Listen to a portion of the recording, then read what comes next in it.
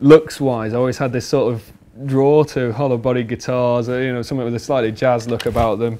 And then I sort of fell in love with this thing, and I was really lucky because it actually sounds great as well. So when I was about 19, I took a gamble, and I think I got it for 500 quid on eBay.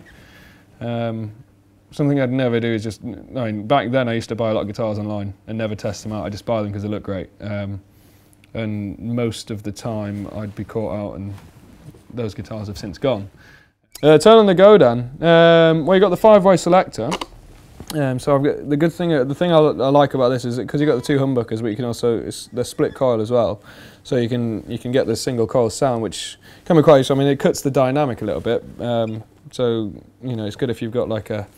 I mean, Steve's got a micro amp in his rig, so it's good for if you got something like that just to boost the sound a little bit because the volume drops quite substantially. But it sounds great just having that range, because you can almost get like almost sound like a Stratocaster sort of tone to it, as well as having like the beefy humbuckers. The setup I've got with my pedals at the minute, I've got well, literally today, something I've been after for a while. I've got a MXR 78 distortion, which with this guitar, the Godin, I found like a lot of distortion pedals I've tried out don't really work that well with it. I mean, for the sound I sort of want to create, I want to make sure it doesn't sound metal at all. I just want to, it's just getting a nice, fatter, crunchier sort of drive, really. And I've tried a few different crunch and drive pedals just to find the right one. It was about a year and a half ago, I think, me and Steve were out looking at guitars. So I think he went and bought a Gretsch at the time, but we were just trying out different pedals and just testing around to see what would work well. And the 78 distortion is for this guitar and my setup. It just has a nice crunchy. It's just a nice fat chunky vibe to it, because I don't like to go too distorted with my sounds. I like to just have the power and the drive, and that's what the 78 distortion definitely does. And then classic big muff. I always love the sound. It's a good fuzz pedal. I think I've had that for a while now. It's one of those things. It's almost like I can't give it up. I'd like to look at different fuzz pedals, but that's just something. I've just had it for a while, and it's always done me right. Then the other thing I've got is a Big Muff 2 bass distortion, which I've had that since. I mean, because I play a lot of bass as well, but I bought that quite a while ago, just to have a look at. I didn't really like what it did with the bass. It wasn't. I think a Woolly Mammoth is more the fuzz pedal I like on a bass guitar, but I found you've got the option with the Big Muff 2 bass. You've got the split channel, so you can send it out, so you can get the dry out and the effect out at the same time.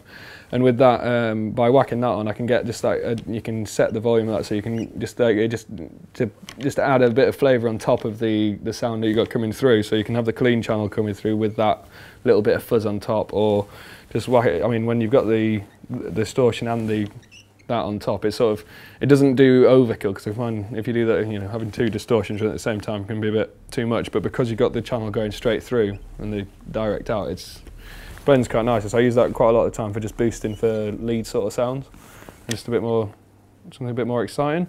And then the Electro Harmonix Memory Man, which it's great. I mean, I mainly use that for.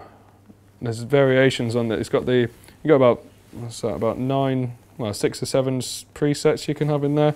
I mean, I've got the basic one. You can get the one with the expression pedal add-on, but for what I need and what I use, I've got the basic delay, which I use almost as like a reverb more than anything, because you got the with the 3-second reverb, you can drop it down, so it's just set it just directly after, so it actually just creates a bit more. It does actually.